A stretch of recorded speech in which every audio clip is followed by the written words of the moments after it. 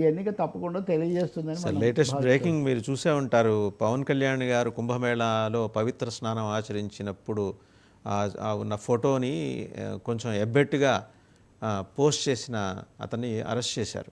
Okay. అంటే చివరికి వాటిని కూడా వదలట. అంటే అతను వైసీపీ జగనన్న సైన్యం పేరుతో పెట్టాడట. ఓకే.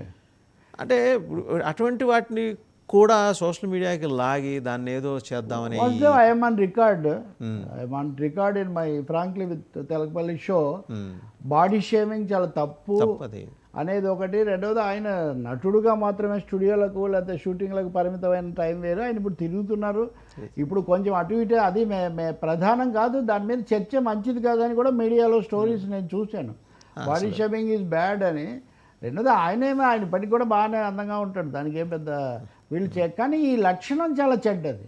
ఫోటోలను వేరే వేరే యాంగిల్స్ చూసి, అదే నేను నిన్న అన్నాను కదా, ఆ పాపను ఎత్తుకున్నాడు, దాని మీద సాగదీస్తే ఎవరికి ప్రచారం కల్పిస్తున్నట్టు.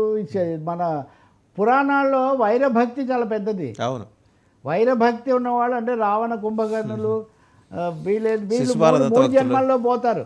భక్తితో ఉన్నాడు 7 జన్మల్లో పోతాడు. కాబట్టి వీళ్ళు ఎక్కువ ప్రచారం కల్పిస్తున్నారు. పవన్ కళ్యాణ్ నిజంగా బాడీ షేమింగ్ చేసే ప్రయత్నం ఎవరు చేశారు, వాళ్ళ మీద చర్య తీసుకోవడం మంచిదే. అలాగే చిన్న పాపను కానీ అనేక సందర్భాల్లో మహిళలను కానీ ఇలా చేస్తున్న వాళ్ళను కూడా నా ఉద్దేశంలో కట్టుదిట్టం చేయడానికి ఒక గట్టి ప్రయత్నం. నిన్న మాట్లాడిన దానికి కంటిన్యూషనే సార్. ఇప్పుడు ఇది అన్నారు కదా, ఆయన అంబాసిడర్ టు మోడీ అని, అంబాసిడర్ ఆఫ్ మోడీ అని. సో నిన్న కనుక ఆ స్టేజ్ మీద ఏంటి హిమాలయాలకు వెళ్తున్నారా అంటే ఆ చతురోక్తి కావచ్చు, చలోక్తి కావచ్చు, కానీ అదర్ వే అరౌండ్ ఏదో ఒక స్ట్రాటజిక్గా ఒక మెసేజ్ పంపిద్దాం.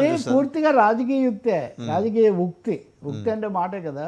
మీరు ఒకటి గుర్తు చేసుకోండి, నరేంద్ర మోదీ ఏం చేశారు, ఎన్నికల ప్రచారం చేయడానికి ఇంకా గడువు ముగిసిన తర్వాత ఒకసారి కేదార్నాథ్ గుహలో ప్రత్యక్షమయ్యారు, ఇంకొకసారి అమర్నాథ్